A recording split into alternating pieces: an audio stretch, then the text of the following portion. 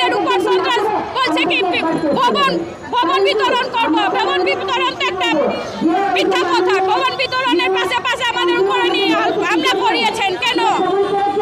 তার ইচ্ছা ছিল আমাদের উপর হামলা করার জন্য, ভবন বিতরণ করার ছিল না। সে চিঠি দিছে যে ভবন বিতরণ করার জন্য বিদেশে থাকবো, 2 গাড়ি পুলিশ থাকবো, কিন্তু সেদিকে কোনো পুলিশ ছিল না, 3টা মাত্র পুলিশ ছিল আর বিদেশে ছিল। আমরা বিচার চাচ্ছি। তারা আমাদের রক্ত দিচ্ছে, রক্ত কি করছে? হ্যাঁ, আমরা মেয়র আছে, কাউন্সিলর আছে, তাদের দোষিত করতে যায়। প্রধানমন্ত্রী তো এগুলো শুনতে চায় না। আমরা তো 2 মাস 1.5 মাস হয়ে গেছে আমরা প্রধানমন্ত্রীর কাছে দাবি চাচ্ছি। তিনি তো আমাদের দাবি মানছেন না, নাকি কোনো কিছু বলছেন। তিনি তো আমার কাছে টাকাচ্ছেন না। আমরা তো হাত জোর